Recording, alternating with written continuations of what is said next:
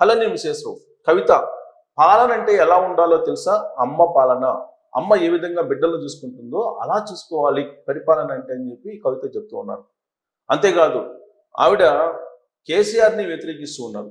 ఉద్యమ నేతగా ఉన్నటువంటి కేసీఆర్ కావాలి, బీఆర్ఎస్ పార్టీ అధినేతగా అలాగే ప్రతిపక్ష నేతగా అవసరం లేదు అని చెప్పి చెప్తూ ఉన్నారు. పుట్టినిల్లు తీహార్ జైల్లో ఉన్నప్పుడు సహాయం చేయలేదు, మెట్టినిల్లు మాత్రమే హక్కును చేర్చుకొని అండగా నిలిచింది, అందుకే అంత క్రైసిస్లో కూడా నేను బయట రాగలిగానని చెప్పి చెప్తూ ఉన్నారు. సరిగ్గా ఇక్కడే ఈ పాయింట్ దగ్గరే కవిత గారిని అభ్యంతర పెట్టాల్సి వస్తుంది. కారణం ఏంటంటే ఇదే కవిత గారు తిహార్ జైలు నుంచి తనను బయటికి తీసుకురావడానికి బీఆర్ఎస్ పార్టీని బీజేపీలో కలపాలని చెప్పి నెగోషియేషన్ జరిగాయి అని చెప్పి అనౌన్స్ చేస్తారు ఆవిడ.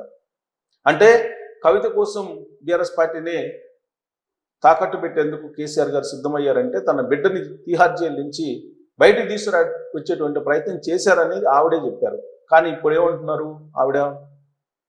పుట్టినీళ్ళు పట్టించుకోవట్లేదు, తిహార్ జైల్లో తాను ఉన్నప్పుడు కేవలం మెట్టినీళ్ళు వాళ్ళు మాత్రమే అండగా ఉన్నారు, కుటుంబ సభ్యులు అండగా ఉంటే ఎంత సమస్యనైనా అధిగమించవచ్చు అని చెప్పి ఆవిడ చెప్తూ ఉన్నారు.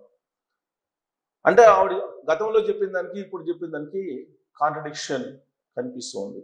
పైగా బండి సంజయ్కి సంబంధించినటువంటి కుమారుడు వ్యవహారంలో బీఆర్ఎస్ పార్టీ కుమ్మక్క అయిపోయింది, బీఆర్ఎస్ పార్టీ కావాలని ఇదంతా చేస్తుంది అనేటువంటి ఒక నెపం ఆ పార్టీ మీద మోపుతోంది. సో కాంగ్రెస్ పార్టీ తోటి ఆవిడ నడవాలనుకుంటున్నారా, లేదంటే కాంగ్రెస్ పార్టీ తోటి ఆవిడ ఉండాలనుకుంటున్నారా, లేదంటే బీజేపీ తోటి ఉండాలనుకుంటున్నారా? ఇవన్నీ చాలా చర్చనీయాంశంగా ఉంది. అసలు పార్టీ ఎవరు పెట్టించారని, తెలంగాణ రక్షణ సమితి ఎవరు పెట్టించారు, దీని మీద రకరకాలుగా మాట్లాడుకుంటున్నటువంటి సమయంలో ఆవిడ ఇప్పుడు కేసీఆర్నే కాదంటూ ఉన్నారు, కేసీఆర్ అవసరం లేదు అంటున్నారు.